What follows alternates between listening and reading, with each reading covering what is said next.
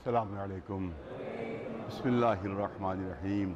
الحمد للہ الذی علا بحولہ ودنا بقولہ مانح کل غنیمت وفضل وکاشف کل عظیمت واذل استعینہ قاہرا قادرا وتوکل علیہ کافیا ناصرا واشہد ان لا الہ الا هو الہ واحد احد الذی لم یتخذ في عز جلالہ صاحبۃ ولا ولدا واشہد ان محمدا عبدہ المصطفیٰ صلی اللہ علیہ وسلم ورسول المجتبى رسول الخاز امره وبعثه لانهاء عذره بتعظيم نذره صلى الله عليه وعلى اهل بيت الذين هم موضع سره وعيبة علمه ولجأ امره لهم خصائص حق الولاية وفيهم الوصية والوراثة اوصيكم عباد الله ونفسي بتقوى الله. موضوع گفتگو آج کل دنیا میں جو آفت مچی ہوئی ہے اور ہر طرف قتل و غارت گری ہے اور اسلام کے نام پر یہ قتل ہو رہے ہیں اور دین کے نام پر یہ قتل ہو رہے ہیں اور اللہ کے نام پر اور وحدانیت کے نام پر. سب سے بڑا المیہ یہی ہے کہ وہ اسلام جو محبت کا مذہب ہے، جو الفت کا مذہب ہے، جو معاف کرنے کا مذہب ہے، جو عفو و درگزر کا مذہب ہے، اس کو دہشت گردی کا مذہب بنا دیا گیا ہے. اس کو قتل و غارت گری کا جو ہے وہ مظہر بنا دیا گیا ہے. اور جہاں مسلمان کا نام آتا ہے تو غیر مسلم جو ہے وہ فوراً تصور کرتا ہے کہیں کوئی دہشت گرد نہ ہو، یہ کہیں قتل نہ کرنے والا ہو، کہیں اس کے پاس بم نہ چھپا ہوا ہو. میرے ایک دوست نے بتایا کہ وہ امریکہ سے کہیں سفر کر رہے تھے، وہ پیچھے کی سیٹ پر بیٹھے ہوئے تھے، آگے کی سیٹ پر ایک انگریز فیملی بیٹھی ہوئی تھی. آگے کی سیٹ پر ایک انگریز فیملی بیٹھی ہوئی تھی جس پہ کھڑکی کے پاس ایک چھوٹا سا بچہ تھا. ہوتا ہے کہ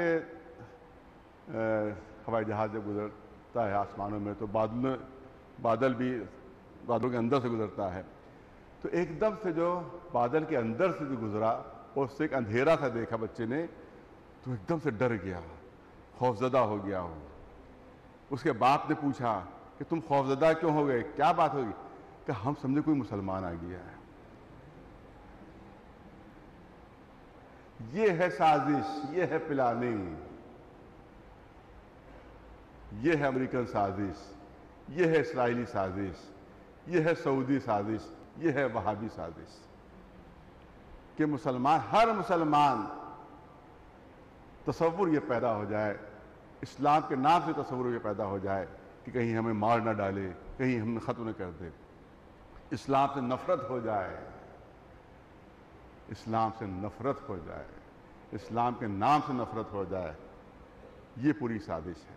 اس میں مولویوں کو خریدا جاتا ہے، اس میں مبلغین کو خریدا جاتا ہے اور ان کے ذریعے سے نوجوانوں کے برین واشنگ ہوتی ہے اور اس کے بعد ان کو دہشت گرد بنایا جاتا ہے، ان کو خود کچھ بمبار بنایا جاتا ہے، وہ سوسائڈ بامبنگ کرتے ہیں اور ان سے کہا جاتا ہے کہ تمہیں بھی جنت ملے گی اور اگر تمہاری سوسائڈ بامبنگ سے کوئی بے گناہ مر جاتا ہے تو اس کی فکر نہ کرو، وہ بھی جنتی میں جائے گا.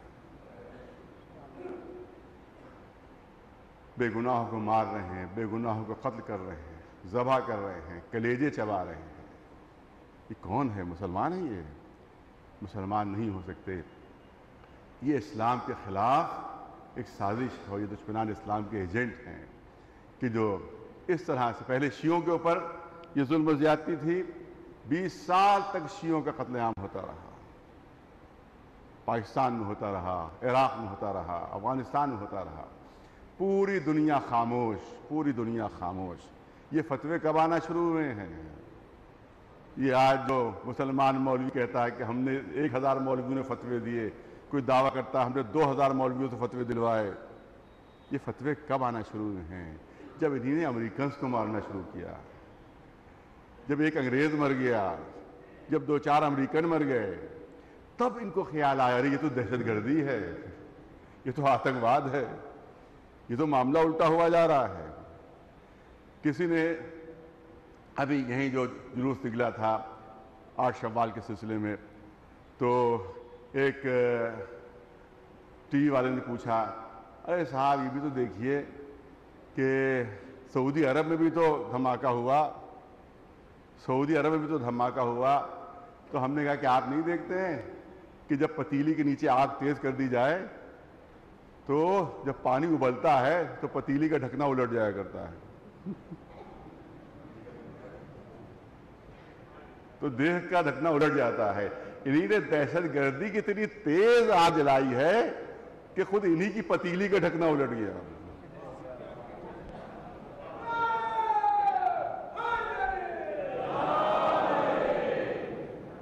اور وہ آگ ان تک بھی پہنچ گئی، وہ دہشت گردی ان تک بھی پہنچ گئی۔ اور دوسری چیز یہ ہے، نہیں یہ انہی کے فتووں کا اثر ہے، یہ انہی کے فتووں کا اثر ہے، کیونکہ ان کے فتوے ہیں کہ سب سے بڑا بت جو ہے وہ روضہ رسول اللہ ہے۔ ان سے پوچھا گیا، وہابی مولویوں سے، سعودی مولویوں سے جب پوچھا گیا کہ آپ نے اتنے روزے گرا دیے، شہزادی فاطمہ زہرا کا روزہ گرا دیا، ائمہ کے روزے گرا دیے، جن کو آپ خود مانتے ہیں ان کے روزے گرا دیا آپ نے، یہ رسول کا روزہ کیوں چھوڑ دیا؟ کہ ہم وقت کا انتظار کر رہے ہیں، ہم وقت کا انتظار کر رہے ہیں، وہابیت کو اور پھیلنے دو اور بے نماز ہونے دو، یہی مسلمان اس روزے کو گرائے گا اس طرح سے بم کے دھماکے سے۔ کتنی بڑی سازش، اور مولوی خاموش۔ ایک ہے سبط ابن جوزی، یہ وہابیت کے بہت بڑے علمبردار گزرے ہیں، یہ وہابیت کے بہت بڑے علمبردار گزرے ہیں، بہت بڑے مبلغ وہابیت کے گزرے ہیں، اور یہ وہابیت کے اساتین میں ان کا نام، پایا تھا، وہابیت کے پائے تھے۔ انہی نے ایک واقعہ تحریر فرمایا ہے، بس وہی عرض کرنا، اس سے زیادہ عرض کرنے کا موقع نہیں۔ یہ کہتے ہیں کہ ایک بزرگ ابن ابی یعلا، انہی نے خود اس سے روایت کی سبط ابن جوزی سے۔ کتاب کا نام ہے مناقب امام احمد ابن حنبل، سبط ابن جوزی، سبط ابن جوزی کتاب کا نام ہے مناقب احمد ابن حنبل، جو ظاہر ہے کہ آپ کو معلوم ہی ہے کہ 4 مجتہدین ہیں جن کو مقلدین ہے، اور سعودی عرب میں انہی کا زیادہ مانا جاتا ہے امام احمد ابن حنبل کو۔ ان کے بارے میں سبط ابن جوزی تحریر فرماتے ہیں کہ ایک مرتبہ ابو یعلا نے ان سے روایت کی کہ میں امام احمد ابن حنبل کی قبر کی زیارت کے لیے گیا، امام احمد ابن حنبل کی قبر کی زیارت کے لیے گیا تو میں نے دیکھا قبر کوئی دھسی ہوئی ہے، قبر کوئی دھسی ہوئی ہے۔ تو میں نے یہ خیال کیا کہ شب میں بارش ہوئی تھی، شاید بارش کی وجہ سے قبر کی مٹی دھس گئی ہے، تو یہ دل میں خیال کر رہے تھے، دل میں خیال کر رہے تھے کہ قبر سے آواز آئی، اس کا مطلب ہے کہ قبر کے اندر احمد ابن حنبل زندہ تھے۔ توجہ رہے، قبر کے اندر سے آواز آئی کہ ابو یعلا تمہارے خیال صحیح نہیں ہے کہ بارش کی وجہ سے یہ قبر دھسی ہے، بلکہ یہ قبر اس لیے دھسی کہ اللہ میاں میری قبر کی زیارت کے لیے آئے تھے۔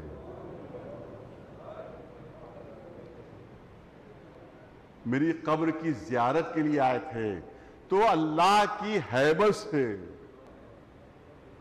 اللہ کی ہیبت سے یہ قبر جو میری ہے وہ دھس گئی، اور ہر سال اللہ میاں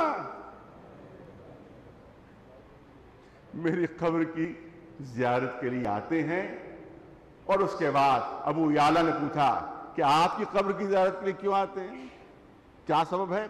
کیا اس لیے آتے ہیں کہ اللہ پہنچ کر اعلان کرتا ہے کہ اے احمد ابن حنبل، تمہاری وجہ سے میرا کلام دنیا میں پھیلا، تمہاری وجہ سے محرابوں میں میرا کلام پڑھا جا رہا ہے، لہذا میں تمہاری قبر کی زیارت کے لیے آتا ہوں۔ مگر اے ابو یعلا، بہت توجہ رہے، اے ابو یعلا یہ دراصل میرا شرف نہیں ہے، دراصل میرا بہت توجہ، یہ دراصل میرا شرف نہیں ہے، بلکہ میرے کفن میں رسول اللہ کا ایک بال رکھا ہوا ہے،